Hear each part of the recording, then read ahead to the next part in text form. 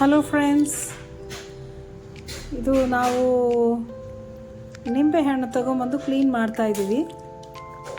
ಇದು ನೀರಲ್ಲಿ ಹಾಕಿ ವಾಶ್ ಮಾಡ್ತಾ ಇದ್ದೀವಿ.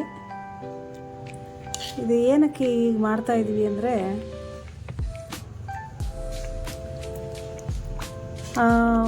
ನಾವು ದಿನ ಚಿತ್ರಾನ್ನ ಎಷ್ಟೋ ಪಲ್ಯಗಳಿಗೆ ನಿಂಬೆಹಣ್ಣು ರಸ ಯೂಸ್ ಮಾಡ್ತೀವಿ. ಸೊ ಅವುಗಳಿಗೆಲ್ಲ ಬೇರೆ ಕಡೆ ಎಲ್ಲ ಹೆಂಗೆ ಯೂಸ್ ಮಾಡ್ತಾರೆ ಅಂತ ಎಲ್ರಿಗೂ ಗೊತ್ತಿರುತ್ತೆ ಮೋಸ್ಟ್ಲಿ, ಈ ಹೋಟ್ಲ್ಗಳಲ್ಲಿ ಅಲ್ಲಿ ಇಲ್ಲೆಲ್ಲ.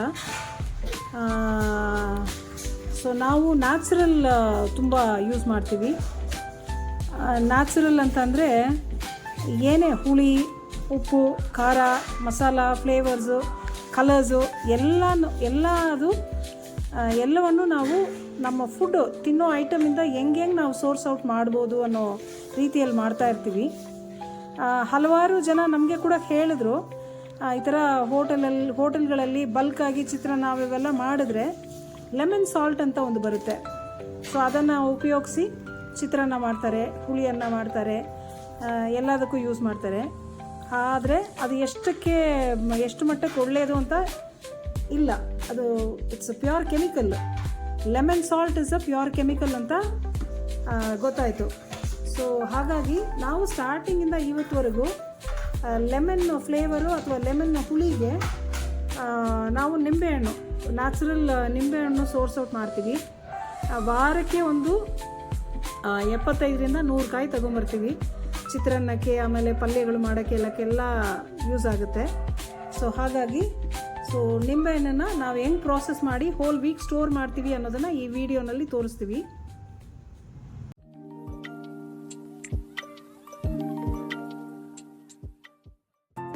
ನಮಸ್ಕಾರ, welcome to kitchen easy spices Sambar point.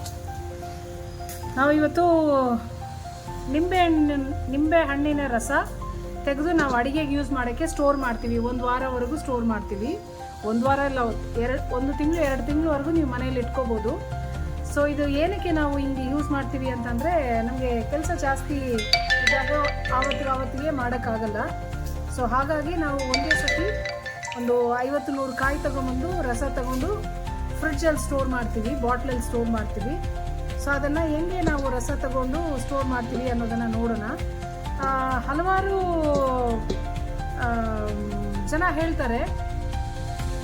ಕೇಳಿದ್ರು ಕೂಡ, ಒಬ್ಬರು ಇಬ್ಬರು ಕೇಳಿದ್ರು, ನಾವು ನಿಂಬೆ ರಸ ಯೂಸ್ ಮಾಡ್ತೀವ, ಏನು ನ್ಯಾಚುರಲ್ ಆಗಿ ಮಾಡ್ತೀರಾ ಅಥವಾ ಲೆಮನ್ ಸಾಲ್ಟ್ ಅಂತ ಬರುತ್ತೆ ಅದನ್ನು ಯೂಸ್ ಮಾಡ್ತೀರಾ ಚಿತ್ರಾನ್ನಕ್ಕೆ ಅಂತಂದರು. ಸೊ ನಾವು ಚಿತ್ರಾನ್ನಕ್ಕೆ ಚಿತ್ರಾನ್ನಕ್ಕೆ ಮಾತ್ರ ಅಲ್ಲ, ಯಾವುದೇ ಪದಾರ್ಥ ಮಾಡಿದ್ರೂ ಕೂಡ ಕೆಮಿಕಲ್ಸು, ಪ್ರಿಸರ್ವೇಟಿವ್ಸು ಆ ಥರ ಇರೋದು ಯಾವುದೂ ನಾವು ಬಳಸಲ್ಲ. ನಮ್ಮ ಅಡುಗೆನಲ್ಲೂ ಸರಿ, ನಮ್ಮ ಮಸಾಲ ಪೌಡರ್ಸಲ್ಲೂ ಸರಿ. ಸೊ ಲಂಚ್ ಮೆನ್ಯೂನಲ್ಲಿ ಹಾಕಿರ್ತೀವಿ.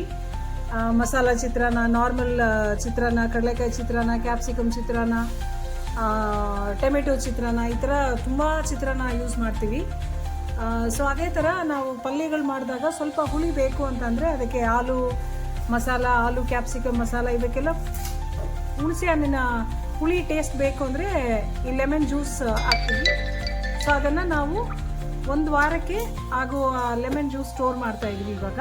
ಸೊ ಈ ಲೆಮನ್ನ ವಾಶ್ ಮಾಡಿ ಒರೆಸಿದ್ದೀವಿ, ನೀರಿದೆ ಕ್ಲೀನಾಗಿ ಒರೆಸಿದ್ದೀವಿ. ಒರೆಸ್ಬಿಟ್ಟು ಈ ಥರ ಕಟ್ ಮಾಡ್ಕೋತೀವಿ, ಅರ್ಧ ಕಟ್ ಮಾಡ್ತೀವಿ. ಸೊ ಈ ಥರ ಕಟ್ ಮಾಡ್ಕೊಂಡ್ಮೇಲೆ ಇದನ್ನು ನಮ್ಮ ಹತ್ರ ಒಂದು ಮೆಷಿನ್ ಇದೆ. ಸೊ ಮೆಷಿನಲ್ಲಿ ಹೆಂಗೆ ಜ್ಯೂಸ್ ಮಾಡ್ತೀವಿ ಅನ್ನೋದನ್ನು ನೋಡೋಣ.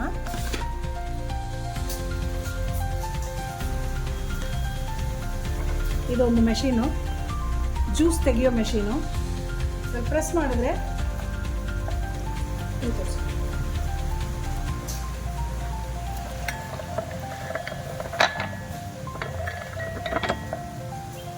ಇವಾಗ ಇದು ನೋಡಿದ್ರೆ ಇದು ಫುಲ್ ಜ್ಯೂಸ್ ಬಂದ್ಬಿಡ್ತು. ಇದರ ಬರೀ ಹೊಟ್ಟಿದೆ ಇಲ್ಲಿ. ಇನ್ನೊಂದು ಸತಿ ತೋರಿಸ್ತೀನಿ. ಅರ್ಧ ನಿಂಬೆಹಣ್ಣು, ಇದನ್ನು ಇಲ್ಲಿಗೆ ಇಡ್ತೀವಿ.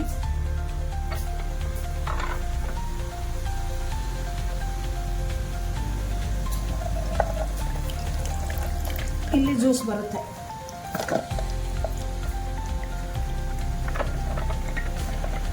ಹಾಗೆ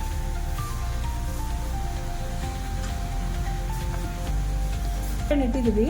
ಇಲ್ಲಿ ನೋಡಿ 3 ಅರ್ಧ ಪೀಸ್ ಇಟ್ಟಿದ್ದೀವಿ.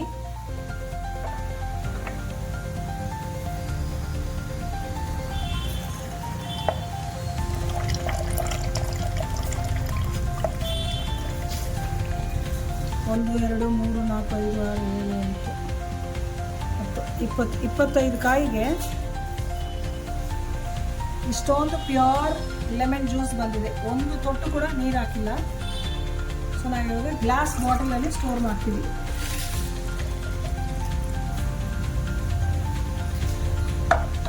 ಸೊ ಇದೇ ಥರ ಇನ್ನೂ ಇಷ್ಟೊಂದು ಕಾಯಿಗಳಿದೆ. ಇದನ್ನು ನಾವು ಇದು ಜ್ಯೂಸ್ ತೆಗೆದಿರೋದು, ಇದು ಜ್ಯೂಸ್ ತೆಗೆದೇ ಇರೋದು. ಸೊ ಇದನ್ನು ಮಾಡಿ ಲೆಮನ್ ಜ್ಯೂಸ್ ಹೀಗೆ ತೆಗಿತೀವಿ. ಸೊ ಇದನ್ನು ನಾವು